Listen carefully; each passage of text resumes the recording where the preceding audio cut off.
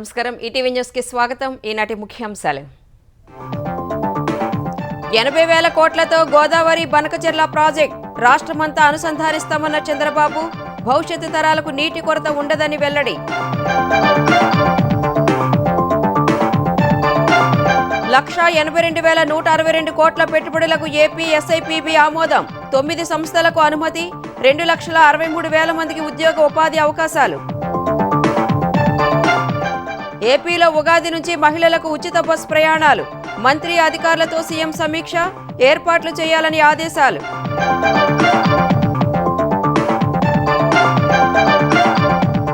హైదరాబాద్లో మైక్రోసాఫ్ట్ విస్తరణపై సత్యానాదేళ్లతో రేవంత్ చర్చలు cloud computing centre of excellence కు సహకరించాలని విజ్ఞప్తి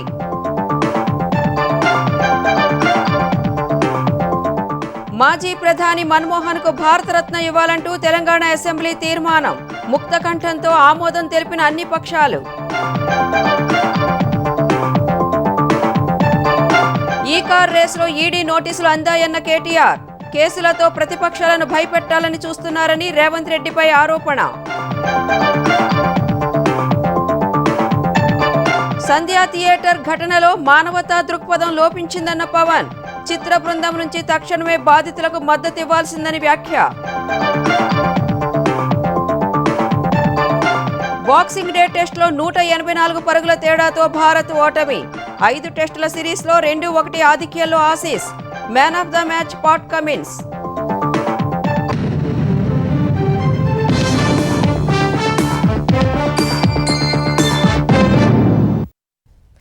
భవిష్యత్తు తరాలకు నీటి కొరత లేకుండా గోదావరి బనకచెర్ల అనుసంధాన ప్రాజెక్టు పూర్తి చేసి తెలుగు తల్లికి జలహారతి ఇస్తామని సీఎం చంద్రబాబు ప్రకటించారు.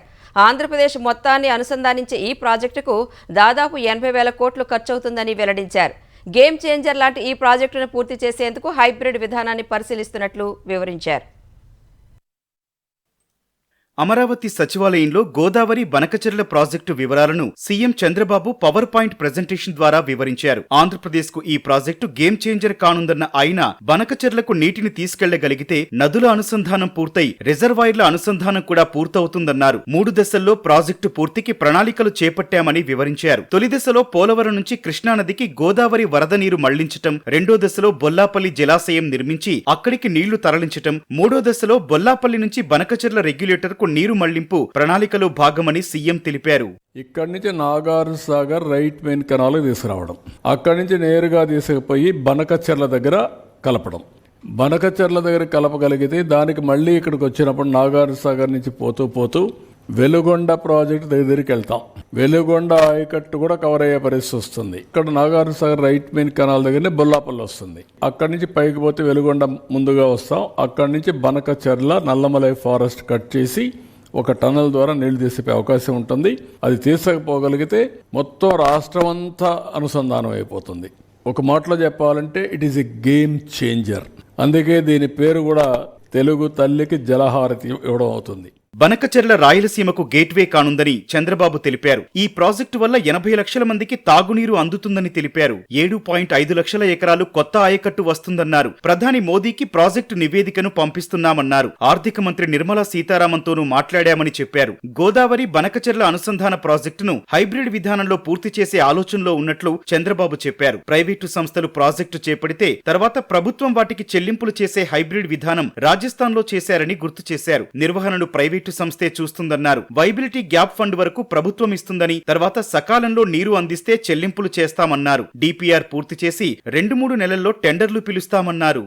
దీనికి మినిమం 80,000 కోట్ల నుంచి ఒక 90,000 కోట్లు అవుతాయి. దీనికి 4,084 మెగావాట్స్ పవర్ కావాలి. 47,999 ఎకరాలు ల్యాండ్ కావాలి. ఫారెస్ట్ ల్యాండ్ 17,000 ఎకరాలు కావాలి. ఇది ల్యాండ్ అక్విజిషన్.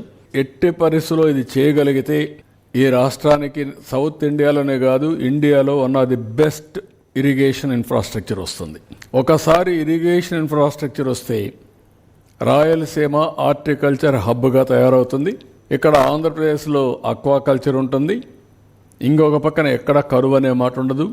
తాగడానికి నీళ్లు, ఇండస్ట్రీకి నీళ్లు ఇవన్నీ కూడా వస్తాయి. It is a game changer. Bollapalli నీళ్లు 150 టీఎంసీ ఉంటే రాయలసీమలో నీళ్లు కావాలంటే ఇక్కడ నుంచి పుష్ చేస్తాం. లేదు కృష్ణాకు నీళ్లు కావాలంటే అక్కడి నుంచి కింద తీసుకొస్తాం.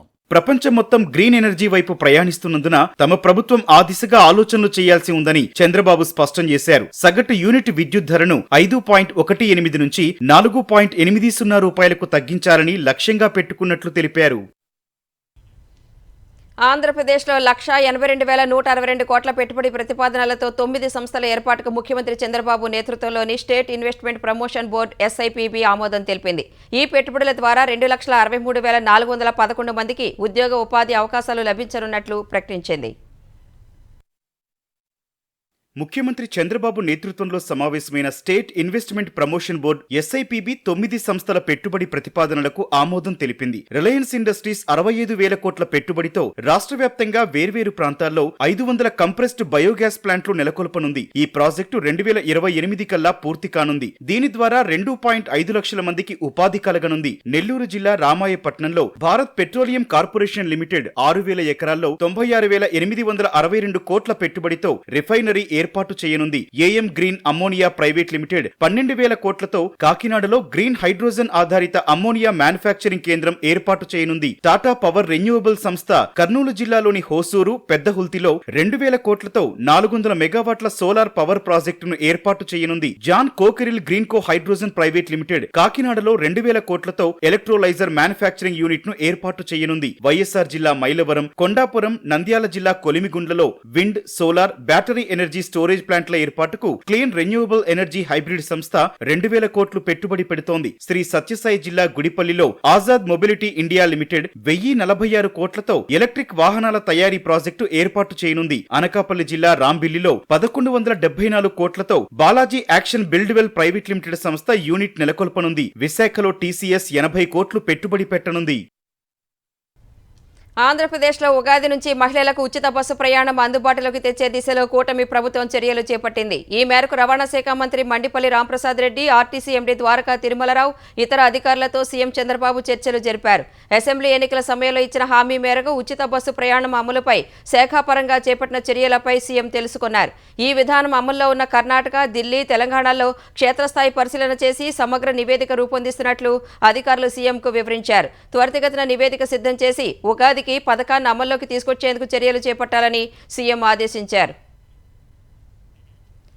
తిరుమల శ్రీవారి దర్శనాలకు తెలంగాణ ప్రజా ప్రతినిధుల సిఫార్సుల లేఖలను అనుమతించాలని ముఖ్యమంత్రి చంద్రబాబు నిర్ణయించారు. తెలంగాణ ఎమ్మెల్యేలు, ఎంపీలు, ఎమ్మెల్సీల నుంచి వారానికి 2 సిఫార్సు లేఖలపై దర్శనాలు కల్పించేందుకు అంగీకరించారు. ఒక్కో ఎమ్మెల్యే, ఎమ్మెల్సీ, ఎంపీకి వారానికి 300 రూపాయల దర్శనాలకు సిఫార్సు లేఖలను అంగీకరించాలని Chandrababu TTD board chairman BR నాయుడుకు సూచించారు. ఇదే సమయంలో వారానికి 2 బ్రేక్ దర్శనాలకు సిఫార్సు లేఖలను అనుమతించాలని స్పష్టం చేశారు. ఈ మేరకు వారానికి మొత్తం 4 సిఫార్సు లేఖలకు సీఎం చంద్రబాబు అంగీకారం తెలిపారు. మాజీ ప్రధాని మన్మోహన్ సింగ్కు భారతరత్న ఇవ్వాలని తెలంగాణ శాసనసభ ఏకగ్రీవంగా తీర్మానించింది. సరళీకృత ఆర్థిక విధానాలతో దేశాన్ని ఆర్థిక శక్తిగా నిలబెట్టిన మన్మోహన్ ప్రత్యేక రాష్ట్రం ఇచ్చి తెలంగాణకు ఆత్మబంధువుగా మారని సీఎం రేవంత్ రెడ్డి కొనియాడారు. తీర్మానానికి మద్దతు పలికిన బీఆర్ఎస్, పీవీకి సైతం ఢిల్లీలో స్మారకం ఏర్పాటు చేసేలా కేంద్రాన్ని కోరాలని సూచించింది. బీజేపీ, ఎంఐఎం, సిపిఐ సభ్యులు కూడా మాజీ ప్రధానికి సంతాపం ప్రకటించారు. మాజీ ప్రధానమంత్రి మన్మోహన్ సింగ్ కు సంతాపం తెలిపేందుకు తెలంగాణ శాసనసభ ప్రత్యేకంగా సమావేశమైంది. సభా నాయకుడు ముఖ్యమంత్రి రేవంత్ రెడ్డి మన్మోహన్ మృతికి సంతాపం తెలిపే తీర్మానాన్ని ప్రవేశపెట్టారు. సరళీకరణ విధానాలతో దేశాన్ని ప్రపంచంలో బలమైన ఆర్థిక శక్తిగా మన్మోహన్ సింగ్ నిలిపారని సీఎం కొనియాడారు. అంబేద్కర్ రాజ్యాంగ స్ఫూర్తిని కొనసాగించేలా 10 ఏళ్ల పాటు గొప్ప పాలన అందించారని గుర్తు చేశారు. దేశానికి విశేష సేవలు అందించిన మన్మోహన్ సింగ్ కు కేంద్రం భారతరత్న ఇవ్వాలని రేవంత్ తీర్మానాన్ని ప్రతిపాదించారు. ఫైనాన్షియల్ డిస్ట్రిక్ట్ లో మన్మోహన్ సింగ్ విగ్రహాన్ని ఏర్పాటు చేస్తామని ప్రకటించారు.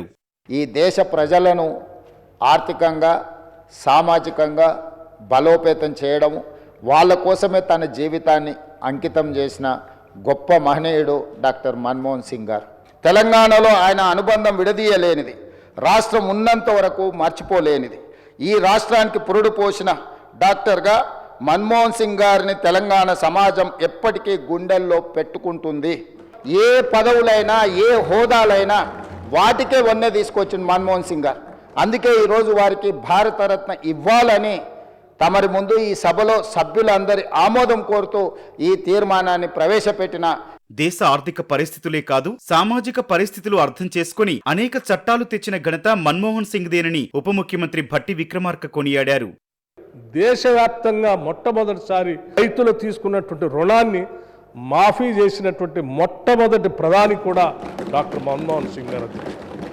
మనం ఈ రాష్ట్రంలో 2 లక్షల రూపాయల రుణమాఫీ చేసుకున్నటువంటి సందర్భంలో దానికి మార్గదర్శి కూడా ఆనాటి మన్మోహన్ సింగ్ గారు అని చెప్పి ఈ సందర్భంగా మనందరం గుర్తు చేసుకుంటూ నేను ముగిస్తా ఉన్నాను అధ్యక్ష. 15 రోజులే విదేశీ మారక నిల్వలు ఉన్న స్థాయి నుంచి ప్రపంచమే అబ్బురపడే స్థాయికి దేశాన్ని తీసుకెళ్లిన ఆర్థిక సంస్కరణశీలి మన్మోహన్ సింగ్ అని బీఆర్ఎస్ ఎమ్మెల్యే కేటీఆర్ ప్రశంసించారు. సీఎం ప్రతిపాదించిన తీర్మానానికి కేటీఆర్ మద్దతు ప్రకటించారు. సింపుల్ లివింగ్, హై థింకింగ్ అనే మాటకి పర్యాయ పదంగా డాక్టర్ మన్మోహన్ సింగ్ గారిని మనం చెప్పుకోవచ్చు అధ్యక్ష. ఎన్ని ఒత్తిళ్లకు లోనైనా కూడా సంస్కరణల బాట నుంచి వెనుకకు తగ్గలేదు.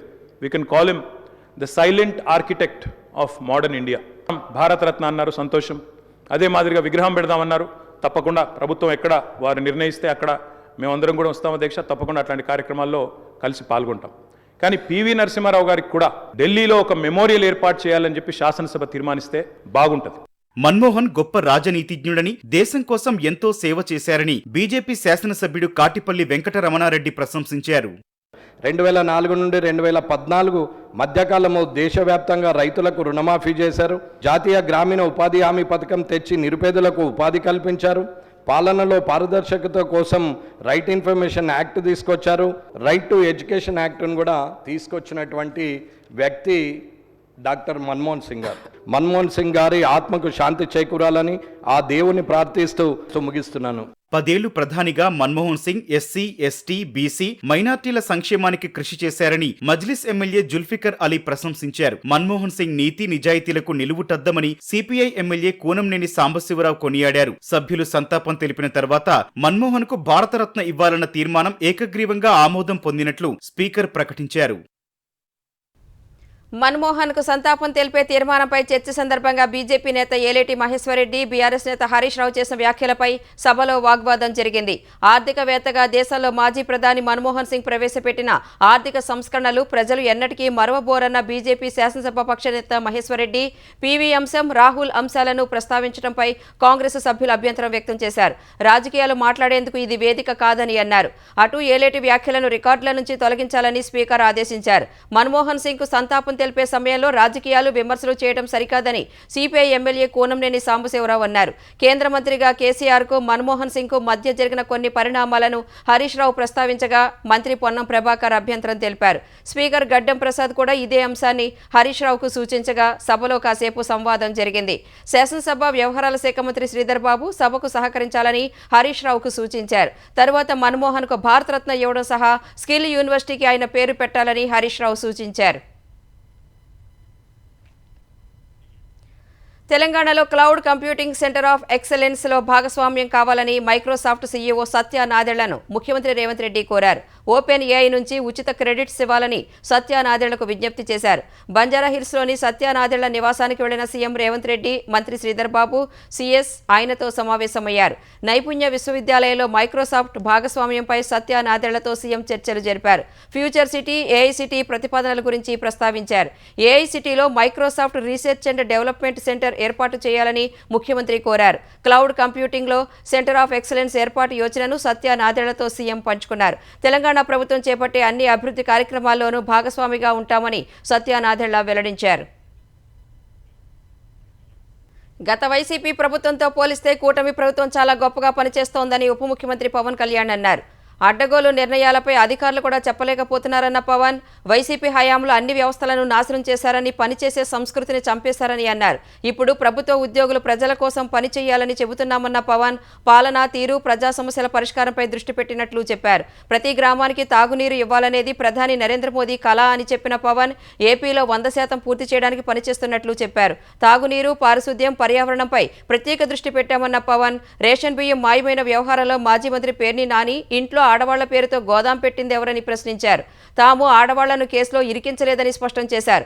వైసీపీ హయాంలో బూతులు తిట్టి ఇప్పుడు నీతులు వల్లిస్తే ఎలా అని ప్రశ్నించారు. పేర్ని నాని తప్పులే ఆయన ఇంట్లో వాళ్లను వీధిలోకి తెచ్చాయని పవన్ పేర్కొన్నారు.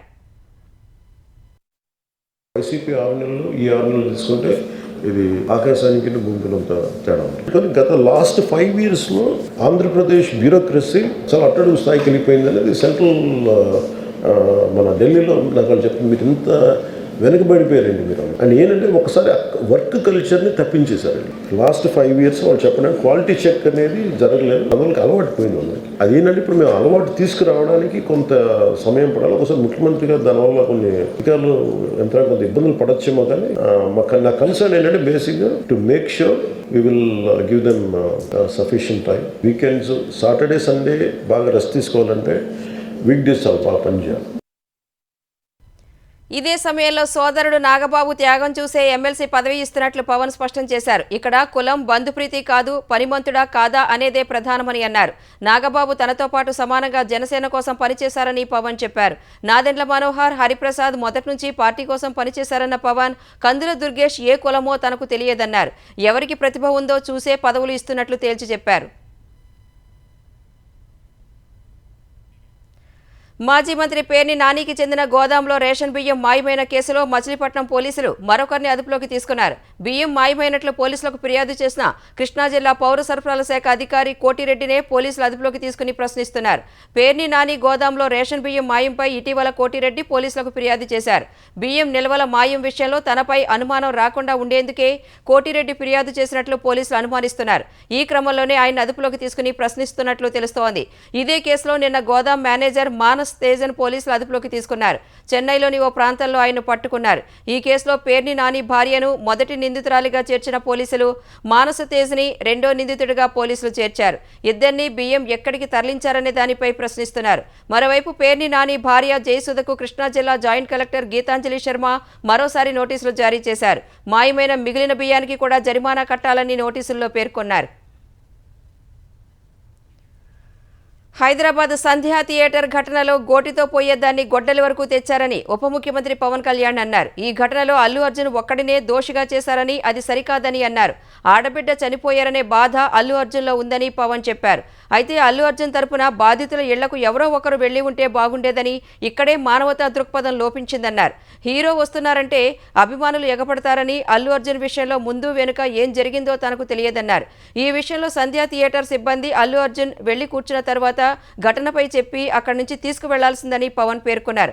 సంధ్యా థియేటర్లో ఘటన జరిగిన తర్వాత కూడా అభివాదం చేస్తూ వెళ్లారనే ఆరోపణలపై స్పందించిన పవన్, అభిమానులకు అభివాదం చేయకపోతే ఆ నటుడికి పొగరు బలుపు అంటారని అన్నారు. ఇదే సమయంలో బెనిఫిట్ షోలు, టికెట్ రేట్ల పెంపునకు రేవంత్ సర్కార్ అనుమతించిన విషయాన్ని మరవరాదన్నారు. తెలంగాణ సీఎం రేవంత్ రెడ్డి గారు దాన్ని ఎంకరేజ్ చేశారు కదా, ఎక్కడ ఆయన తగ్గించలేదు కదా. ఇప్పుడు మనం ఎప్పుడు తప్పు అనుకోవాలి, ఆయన్ని జగన్ గారు లాగా కూర్చోబెట్టి నలిపేసి చేస్తే, ఇవన్నీ చేస్తే కక్షపూర్తం చేస్తుంది. బట్ అలా కాదు, అంటే Telugu he stood by Telugu film industry. పాపం చనిపోయినప్పుడు నిజం క్వైట్ పెయిన్ఫుల్. దీనికి ఏమి చేసి ఉండాల్సిందంటే, గోటితో పోయేది గొడ్డలతో అంటే ఆ ముందే నెక్స్ట్ డే వాళ్ళ ఇంటికి వెళ్ళిపోయి మీ బాధలో మేము ఉన్నామని చెప్పున్నారు. కూర్చొని మాట్లాడి తప్పు జరిగిపోయింది, మా ప్రమేయం లేకుండా తప్పు జరిగిపోయింది, మా సాలిడారిటీ చూపిస్తున్నాం. There are many ways to say that I'm sorry, నేనున్న పరిస్థితులు నా ద్వారా జరిగింది కాబట్టి ఇది వాళ్ళ టీం చేసి ఉండాల్సి. ఒక హీరోని బ్లేమ్ చేయడం రైట్ కాదు. ప్రజా సమస్యల నుంచి ప్రజల దృష్టి మరల్చేందుకే సినీ పరిశ్రమ అంశాన్ని సీఎం రేవంత్ రెడ్డి తెరపైకి తెచ్చారని బీఆర్ఎస్ కార్యనిర్వాహక అధ్యక్షుడు కేటీఆర్ అన్నారు. తెలంగాణలో జరిగిన మరణాలపై రేవంత్ రెడ్డికి, ప్రభుత్వానికి చిత్తశుద్ధి ఉంటే చనిపోయిన గురుకుల పాఠశాల విద్యార్థుల కుటుంబాలు, ఆటో డ్రైవర్ల కుటుంబాలకు పరిహారాన్ని చెల్లించాలని డిమాండ్ చేశారు. గురుకుల పాఠశాల విద్యార్థులు, ఆటో డ్రైవర్ల కుటుంబాలు మనుషులు కాదన్నట్లు సినిమా వాళ్లపై పడి ప్రజల దృష్టి మరల్చేందుకు రేవంత్ రెడ్డి తీవ్ర ప్రయత్నమే చేశారని కేటీఆర్ ఆక్షేపించారు. సినీ రంగం వారితో సెటిల్మెంట్ చేసుకుని ఇప్పుడు మౌనం దాల్చారని ఆరోపించారు. రైతన్నలు, నేతన్నల మరణాలపై సీఎం స్పందించాలన్న కేటీఆర్ వారి కుటుంబాలకు 25 లక్షల రూపాయల చొప్పున ఇవ్వాలని మీడియాతో నిర్వహించిన ఇష్టాగోష్ఠిలో డిమాండ్ చేశారు. ప్రభుత్వాన్ని ప్రశ్నిస్తున్న ప్రతిపక్ష నేతలపై కేసులు పెట్టి భయపెట్టాలని సీఎం రేవంత్ రెడ్డి చూస్తున్నారని బీఆర్ఎస్ కార్యనిర్వాహక అధ్యక్షుడు కేటీఆర్ ఆరోపించారు. కాంగ్రెస్ సర్కార్ డిస్ట్రాక్షన్, డైవర్షన్ పాలిటిక్స్ చేస్తోందని విమర్శించారు. మీడియాతో చిట్చాట్ చేసిన కేటీఆర్ ఎన్నికల్లో కాంగ్రెస్ ఇచ్చిన 420 హామీలు అమలు చేసేదాకా వదిలిపెట్టబోమన్నారు. రేవంత్ రెడ్డి ప్రభుత్వానికి రక్షణ కవచంలాగా తెలంగాణలో బీజేపీ ఎంపీలు, కేంద్ర మంత్రులు ఉన్నారని ఆరోపించారు. అందుకే అమృత్ టెండర్లపై కేంద్రం నోరు విప్పట్లేదన్నారు.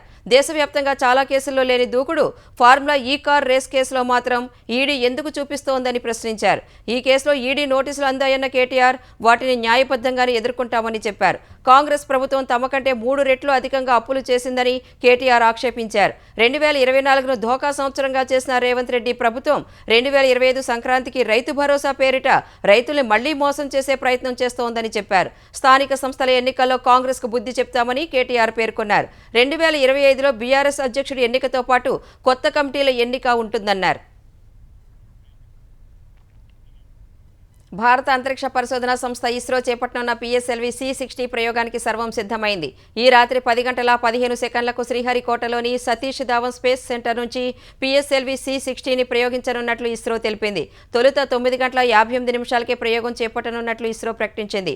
అయితే అంతరిక్షంలో ట్రాఫిక్ జామ్ సమస్య తలెత్తింది.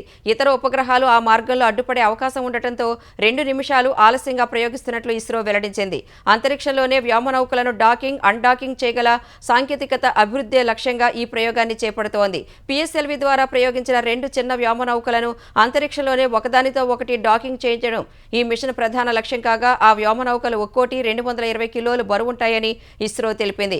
భూ ఉపరితలం నుంచి 470 కిలోమీటర్ల ఎత్తున వృత్తాకార కక్షలో 2 వ్యోమనౌకలు స్వతంత్రంగా ఏకకాలంలో డాకింగ్ అయ్యేలా ప్రణాళిక సిద్ధం చేశారు. చంద్రుడిపై వ్యోమగామిని దించడం, జాబిలి నుంచి మట్టిని తీసుకురావడం, సొంత అంతరిక్ష కేంద్రం నిర్మించాలన్న భారత కళ సాకారం కావాలంటే వ్యోమనౌకల డాకింగ్, అన్డాకింగ్ సాంకేతికత ఎంతో అవసరమని ఇస్రో వెల్లడించింది. ఈ ప్రయోగం విజయవంతమైతే అంతరిక్షంలో డాకింగ్ చేయగల సాంకేతికతను కలిగిన 4వ దేశంగా భారత్ నిలవనుంది. వ్యవసాయ దిగుబడులకు సరైన మద్దతు ధర చెల్లించడం సహా పలు డిమాండ్ల సాధన కోసం రైతు సంఘాలు చేపట్టిన బంద్తో పంజాబ్లో జనజీవనం స్తంభించింది. కిసాన్ మజ్దూర్ మోర్చా, సంయుక్త కిసాన్ మోర్చా పిలుపుతో రైతులు పెద్ద ఎత్తున రహదారులపైకి వచ్చి బంద్లో పాల్గొన్నారు. వాణిజ్య, వ్యాపార, విద్యా సంస్థలు మూతపడ్డాయి. రోడ్డు, రైలు మార్గాల్లో రైతుల నిరసనలతో రాకపోకలు పూర్తిగా నిలిచిపోయాయి. పంజాబ్లోని ప్రధాన రహదారులు, మార్కెట్లు మూతపడ్డాయి. 200కు పైగా రోడ్లపై ట్రాఫిక్ నిలిచిపోయింది. బస్సులు డిపోలకే పరిమితమయ్యాయి. ఢిల్లీ, పంజాబ్ మధ్య నడుస్తున్న సుమారు 163 రైళ్లు రద్దయ్యాయి. తాము తలపెట్టిన ఈ బంద్కు రవాణా సంస్థలు, ఉద్యోగ వ్యాపార సంఘాల నుంచి పూర్తి మద్దతు లభించినట్లు రైతు సంఘాల నేతలు తెలిపారు. విమాన సర్వీసులు, వైద్యం, వివాహ, ఉద్యోగ, ఇంటర్వ్యూ సహా అత్యవసర సేవలను బంద్ నుంచి మినహాయించినట్లు చెప్పారు. రైతుల బంద్ను దృష్టిలో పెట్టుకుని పంజాబ్ పోలీసులు తగిన జాగ్రత్తలు తీసుకున్నారు.